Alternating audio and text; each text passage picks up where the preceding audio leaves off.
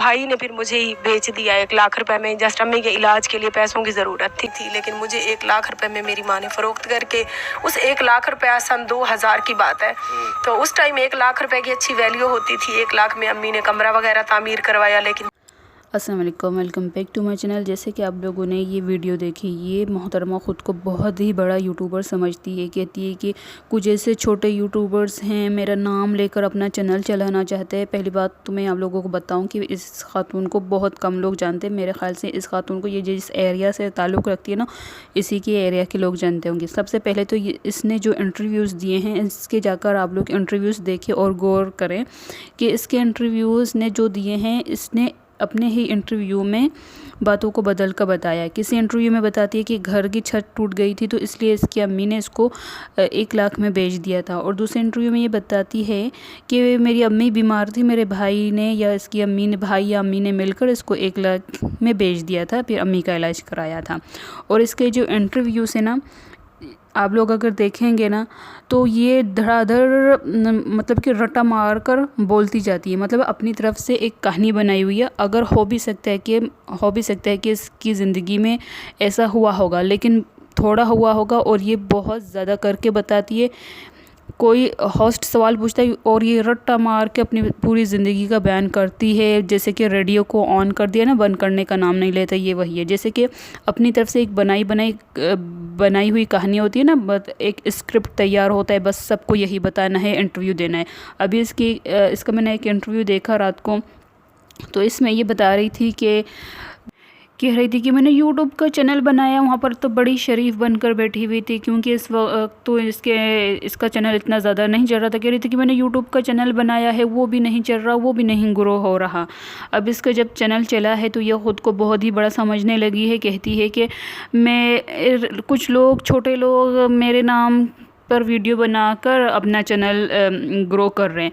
देखिए, अगर किसी की मौत हुई है, माना कि वो आपकी बेटी का मंगेतर था, जो कि आपने वो मंगनी तोड़ दी थी, उस लड़के की ज़िंदगी में ही आपने वो मंगनी तोड़ दी थी। जब मंगनी टूट गई थी, उसके मरने के बाद भी आप उसको अपना दामाद कहकर वीडियो क्यों बना रही हैं? वो तो आपका दामाद नहीं था ना, आपने तो मंगनी तोड़ ही दी थी ना। तो वो अब आपका कैसे दामाद हुआ कि मेरे दामाद की मौत हुई है? चले, आपके दामाद की मौत हुई है, वो आपकी बेटी का प्रेमी था या आपकी बेटी उनका प्रेमी थी या प्रेमिका थी। हाँ, आप दोनों माँ बेटियाँ लड़कों को फंसाती हैं। जो थोड़े बहुत जो पैसे वाले होते हैं उनको फंसाती हैं, उनको अपने चाल में फंसाती है, उनके ऊपर जादू टोना करते हैं ताकि वो आपकी बेटी के इश्क में मुब्तला हो जाए और उनसे पैसे बटोर कर फिर उनको आप लोग रफ़ा दफ़ा करें। अगर इस दौरान आपकी बेटी की ज़िंदगी में या आपकी ज़िंदगी में इससे ज़्यादा दौलतमंद इंसान आ गया तो आप उनके पीछे भागती हैं और पीछे वाले को छोड़ देती, कहते कि नहीं, हमने मंगनी तोड़ दी। आपने मंगनी तोड़ दी थी ना, तो अब काहे का वो आपका दामाद बना कि मेरा दामाद। चलो, वो आपका दामाद मर गया, एक्स आपका दामाद मर गया। कितने आपके वैसे दामाद है ये आप बताएंगी? आपका दामाद मर गया, जिस दिन आपका दामाद मरा है तो मुझे समझ में नहीं आती, मौत की खबर सुनकर आप वीडियो कैसे बना सकते हैं? आपकी बेटी धड़ाधड़ रो रही है और आप मतलब कि अपने व्लॉगिंग के चक्कर में कोई इंसान मर गया है, किसी की जान चली गई है और आप लोगों को अपना वीडियो सूझ रहा है, अपनी व्लॉगिंग सूझ रही है कि ये मर गया, चलो इसकी मौत पर भी हम थोड़े बहुत ऑडियंस इकट्ठा कर ले, थोड़ा बहुत चैनल चला ले, क्योंकि ऐसी खबर आएगी तो आपका चैनल बहुत ज़्यादा चलेगा, बहुत ज़्यादा लोग देखेंगे, आपको बहुत ज़्यादा पैसे मिलेंगे। आपने नई मौत की खबर सुनी है, मुझे ये समझ में नहीं आया। आप लोगों को मौत की खबर मिली हो और आप लोग उठे हो, चले हो, वीडियो बना रहे हो, फिर आंखों में तो एक आंसू नज़र नहीं आ रहा, ना ही आपकी आंखों में, ना ही आपकी बेटी की आंखों में। बस मुंह खोल कर है करके रो रहे हो, बस कह रहे हो कि ताकि लोग आपसे हमदर्दी करें। जो आप लोग हो ना, वो दिख गया। आप खुद को बड़ा ही शरीफ बोल रही हो। आपकी वीडियोज़ से देख कर तो नहीं लगता कि ये शरीफ औरतों की हरकत होती है, शरीफ औरतें ऐसा कर। मुझे समझ में नहीं आता, अगर आप इतनी ही शरीफ है, इतनी ही हयादार है, तो कौन सी शरीफ औरत ऐसा करती है? सिर्फ ये एक वीडियो नहीं, दूसरी भी तस्वीरें हैं, वीडियोस हैं। कौन सी शरीफ औरत अपनी बेटी की मंगनी पर किसी गैर मर्द के साथ नाच रही है, किसी गैर मर्द के साथ घूम रही है? कौन सी शरीफ औरत ऐसा करती है? माना कि आपकी बेटी की मंगनी थी, आप बहुत ज़्यादा खुश थी, अपनी खुशी, आपसे खुशी फूले समा नहीं रही थी, लेकिन कौन सी ऐसी ऐसी शरीफ औरतें नदी में जाकर खुलेआम इस तरह नहाती हैं, और कौन सी ऐसी शरीफ औरतें किसी मर्द के साथ नाचती हैं। आप कह रहे हो कि आपका दामाद, जबकि आपने वो मंगनी तोड़ दी थी, तो वो आपका कैसे दामाद बना? जब वो ज़िंदा था तो आपने मंगनी तोड़ दी थी। अब उसके मरने के बाद भी आप लोगों ने व्यूज़ हासिल करने के लिए बस रट लगाई रखी हुई है, मेरे दामाद की मौत हो गई, मेरे दामाद की मौत हो गई। जो आपके दामाद की जिस दिन मौत हुई उसी दिन आपने वीडियो बनाई थी कि यूनिस या यूसुफ नाम था उस लड़के का, अल्लाह मग़फ़िरत फ़रमाए उसकी, कि वो मर गया। वो जब मर गया आप सदमे से बेहाल थी, मतलब किसी की मौत की ख़बर सुनकर। हालांकि वो आपका बेटा तो नहीं था, आपकी बेटी का आशिक था। तो आप लोगों ने उसको आशिक बनाया, उसे अपने जाल में फंसाया ताकि लड़का पूरा आपकी मुट्ठी में हो जाए। और आप अपनी बेटी के मुस्तकबिल के लिए ज़मीनें या प्लॉट वगैरह लिखवा रही थी। अभी मैंने किसी की वीडियो सुनी किसी खातून की, वो खातून बिल्कुल सही कह रही थी कि अगर आपको अपनी बेटियों की शादी करनी होती है तो आप लोगों ने पहले से डिसाइड कर रखा होता है क्या कि हमारी बेटी का घर उजड़ जाएगा या हमारी बेटी को तलाक हो जाएगी तो ये सब कुछ इनके हिस्से में हो। वो खातून बिल्कुल ठीक कह रही थी कि जो ऐसे लोग होते हैं ना, शादी से पहले ही शर्तें रखते हैं कि इतने लाख देने हैं, ये प्लॉट इसके नाम करना है, इतनी ज़मीनें इसके नाम करना है, वो लोग फ्रॉडी होते हैं। वो लोग सिर्फ़ और सिर्फ लोगों को फंसाते हैं ताकि उनके पास थोड़े बहुत पैसे आएँ। देखिए, सिर्फ आपकी बेटी इस दुनिया में मासूम नहीं है, दूसरी लड़कियां भी मासूम हैं। जो माँ बाप अपनी बेटियों की शादी कर देते हैं ना, शरीफ लोग, वो ऐसी वैसी शर्तें नहीं रखते।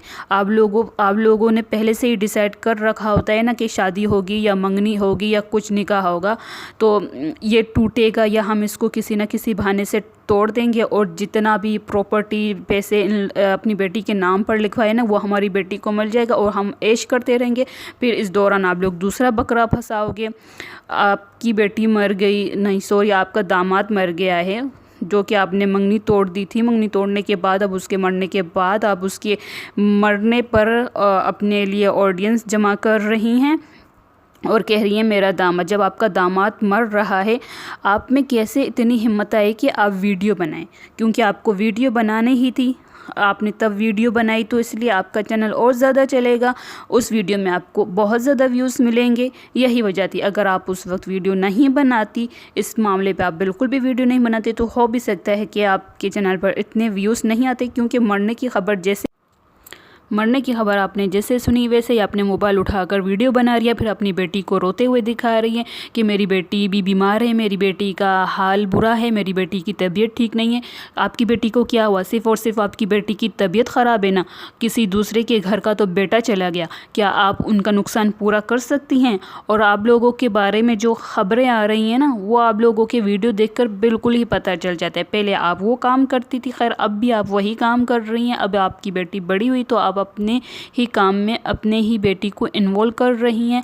आप लोग शरीफ लोगों को या किसी अमीरज़ादे को फंसाते हो, उनसे पैसा लूटते हो, उनसे मोबाइलें हासिल करते हो, फिर उनसे कहते हो कि आप अपनी बेटी को मोहरा बना रही हैं कि आगे हो जाओ क्योंकि वह हसीन है, अभी जवान है, इसलिए कि लड़कों से दोस्ती करो। फिर उनको फंसाओगे आप, माँ बेटियाँ, उनसे पैसे लूटेगो, उनका खाओगे पियोगे, मंगनी करोगे, फिर तोड़ दोगे कि नहीं हमने ये रिश्ता नहीं करना, लड़के वालों ने हमारी डिमांड पूरी नहीं की। फिर वो लड़का आपकी बेटी के इश्क में मुब्तला था, जो कि आप लोगों ने उसको कुछ ना कुछ घोल के पिलाया होगा, जो वो आप लोगों की मुट्ठी में था। फिर जब उसके वालिद ने डिमांड आप लोगों की पूरी नहीं की तो आपने मंगनी तोड़ने की बात की। फिर बाद में आप लड़के को ब्लैकमेल करते रहे हो, जिसकी वजह से लड़के ने अपनी जान दे दी। आपकी बेटी बीमार है, क्यों उसके लिए दुआ करें? हम तो यही दुआ करेंगे कि ऐसी औरतों को, ऐसी लड़कियों को मर जाना चाहिए। आपकी बेटी कोई बीमार नहीं है, ये सिर्फ़ और सिर्फ आप ना वीडियो में बता रही हैं, दिखा रही हैं कि मेरी बेटी वाकई में बीमार है। जिस दिन मौत की खबर सुनी, उसका जो आपका पहला वीडियो था, आप माँ बेटियाँ कैसे रो रही थी ना, सिर्फ आ हू करके आवाज़ थी, आँखों में तो एक आंसू नहीं मिल रहा था। हाँ, इसका इंटरव्यू था 11 महीने पहले। वो इंटरव्यू किसी चैनल पर नशर हुआ था। वहाँ पर था, लिखा हुआ था कि 29 साला लड़की की ज़िंदगी, मतलब कि इसकी जो इसने स्क्रिप्ट जो तैयार किया हुआ है ना, रट्टा मार कर सबको सुनाती रहती है, उसमें लिखा हुआ था कि 29 साला। तो एक इंटरव्यू में ये बताती है कि ये 16 साल की थी, लगभग 16 या 15 साल की थी, इसकी शादी हुई थी। और कहती है कि वो बात होगी सन 2000 की, तकरीबन 2000 की बात होगी। 2000 के करीब ये 15 या 16 साल की थी, तो अभी तक ये 29 साल की है। जो बच्चे 2000 में नहीं, 2002 में या 2001 में पैदा हुए हैं, वो अभी 20 प्लस हो गए हैं। और ये मोहतरमा जब 2000 में 16-15 साल की थी और ये अभी तक 29 की है या 30 की है। इतना मत फेंको। ये जो स्क्रिप्ट तैयार की हुई है ना, पहले ना स्क्रिप्ट को ना अच्छी तरह से आप वर्क कर ले, होमवर्क कर ले, फिर आकर रट्टा मार के अपने इंटरव्यू दिया करें। और अपनी बेटी को अभी आपने मोहरा बनाया, अभी तो आपकी जवानी ढल गई ना, इसलिए आप अभी अपनी बेटी को आगे रखा हुआ है आप लोगों ने। फिर शादी करनी है तो तमीज़ से, तहज़ीब से शादी करो ना, शर्तें क्यों रखते हो गंदे लोग। तो चले वीडियो का मैं यहीं करती हूँ। तो आप लोगों का इस बारे में क्या कहना है, कमेंट करके ज़रूर बताइएगा। और ऐसे फ्रॉडी लोगों से बचिएगा। ये इन लोगों का एक टीम में टीम वर्क करके ये लोग करते हैं, लड़कों को फंसाते हैं, दौलतमंद आदमियों को, लड़कों को फंसाते हैं। कुछ लोगों से ये पैसे हासिल कर लेते हैं और कुछ की तो जान ही ले लिया। अल्लाह ऐसे घटिया लोगों से हर किसी को बचाए रखे। मैं तो दुआ करती हूँ कि अल्लाह ताला इन माँ बेटियों को भी जल्द सबक सिखाए। इसकी बेटी सिर्फ बीमारी कहती कि मेरी बेटी के लिए दुआ करो। जिनका जवान जहाँ बेटा चला गया, उनके माँ बाप से जाकर आप लोग पूछे उनके दिल में क्या बीत रही होगी। Thank you for watching my video. Allah हाफिज़।